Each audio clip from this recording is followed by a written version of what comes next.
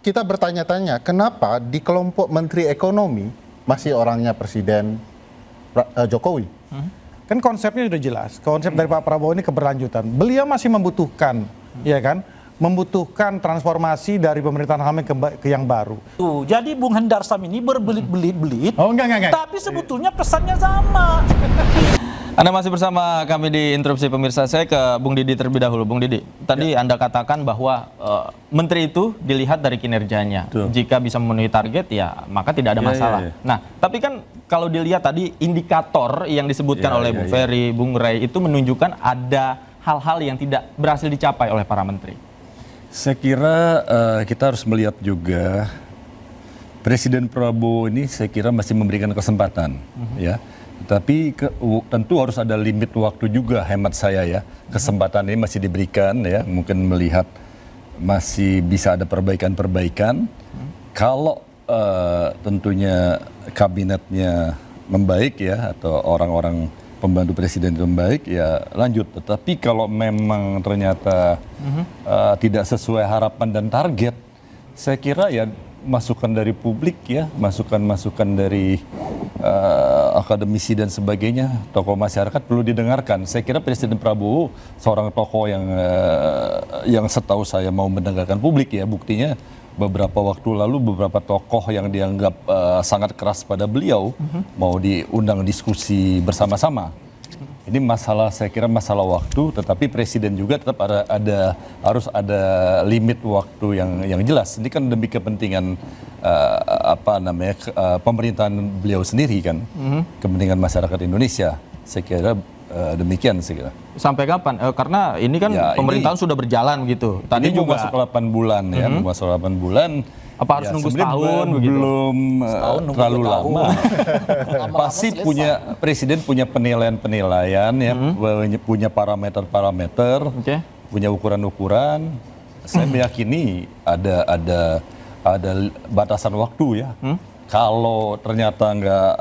Tapi tebakan Anda meyakini tahun ini akan ada reshuffle? Saya nggak berani nyebut kapan ininya, tergantung tentu perbaikan apa yang sudah dilakukan. Oke. Tapi kalau kinerjanya buruk, saya kira Pak Prabowo nggak berani juga gambling membiarkan. Menurut saya ya, saya meyakini demikian. Apalagi beliau kan mengundang belum lama tokoh-tokoh yang sangat keras. Nggak tahu apa udah terlaksana, saya nggak tahu ya, Bung. Tinggal Hendarsam Bang Ray sama Bang Ferry Amsari nih. Menurut Anda Bang Ray ini harus diundang ke istana? Ya kalau mau kita undang lah nanti. Nanti tinggal mau datang apa enggak aja dia.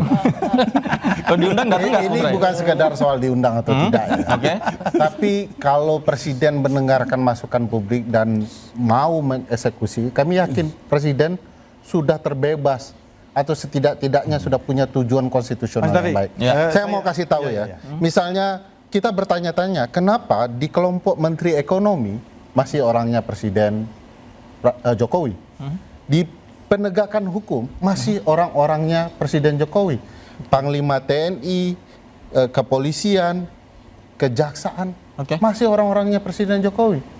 Kapan presiden kita merdeka menentukan kabinetnya sendiri? Ini yang kita tunggu nih. Barangkali kinerjanya bagus, berprestasi.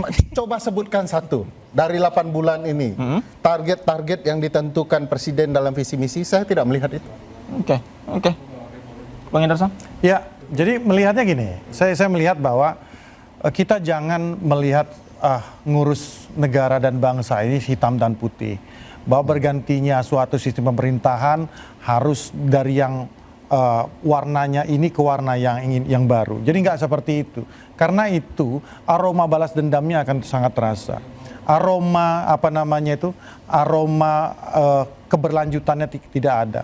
Aroma persatuannya tidak ada. Itu yang tidak diinginkan. Begitu. Jadi based on kinerja. Apabila memang kan konsepnya sudah jelas. Konsep dari Pak Prabowo ini keberlanjutan. Beliau masih membutuhkan, ya kan? Membutuhkan transformasi dari pemerintahan lama ke yang baru. Jangan sampai ada turbulensi. Tapi kalau tadi sosok-sosok yang disebutkan, ya itu kan personal sifatnya dan analisa dan perasaan dari teman-teman. Data juga ya kan, ada itu, data dan nggak seperti itu. Jadi kita harus lihatnya juga bahwa jadi jangan seperti itu. Budaya-budaya seperti itu coba kita hilangkan.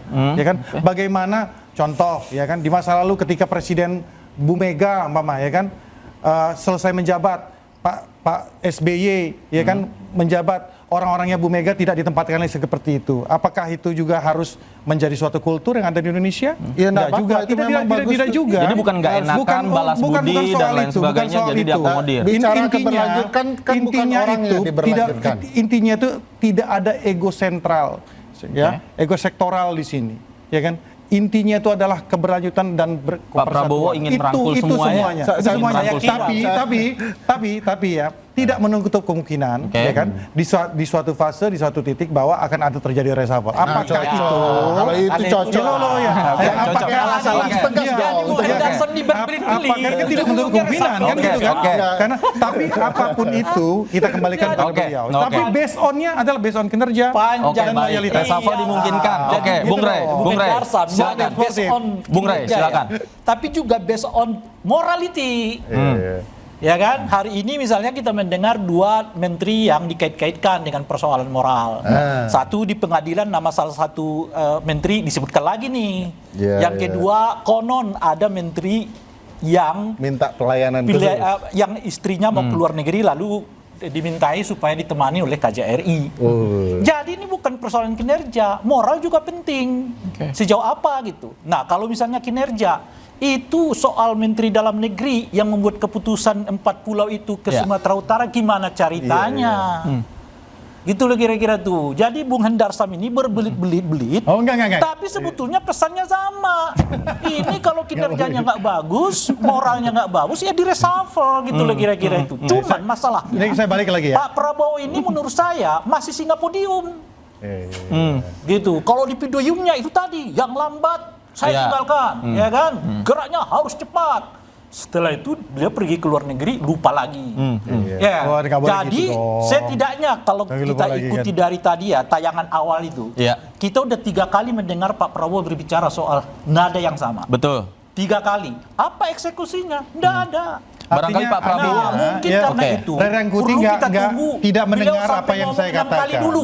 Jadi Kalau beliau- sudah 6 kali ngomong, mungkin akan ada eksekusi gitu. Tahun ini 2 kali problemnya? bahkan peringatan itu. Makanya, apa problemnya Pak Prabowo belum juga mau mengambil reshuffle itu padahal udah diomongkan 3 kali ya, nada yang sama.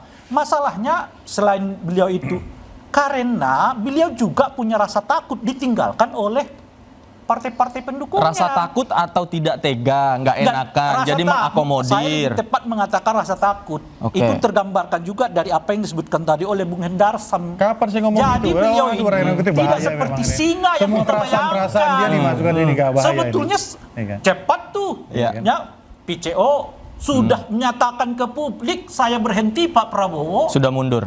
Dan ditetapkan oleh Pak Prabowo ada kesalahan ucap nih, ya kan, apa namanya VCO-nya, balik lagi ke istana. Oke. Itu kan menandakan kepada kita, memang mindsetnya Pak Prabowo itu harus kita tahu harus dikelola bersama-sama, kan kira-kira gitu loh Pak. Oke. Jadi kata Oke. bersama-sama Ya. itu sekarang seperti mengunci sendiri Oke, Pak Prabowo. Jangan-jangan Pak Prabowo pelin-pelan gitu maksudnya. Ya, memang mengurus bangsa ini ya kan tidak sesempit pikiran Rerengkuti itu masalahnya. Tidak masa ngurus bangsa ini kompleks gitu loh.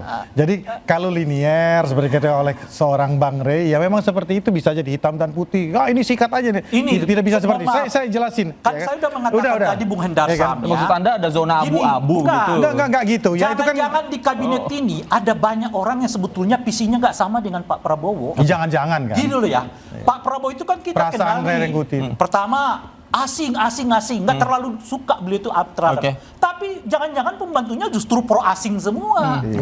Oke, saya balik lagi ya. Saya balik lagi ya. Iya asing semua. Saya Ada balik yang koruptor asing, ada yang politisi asing. Saya balik lagi.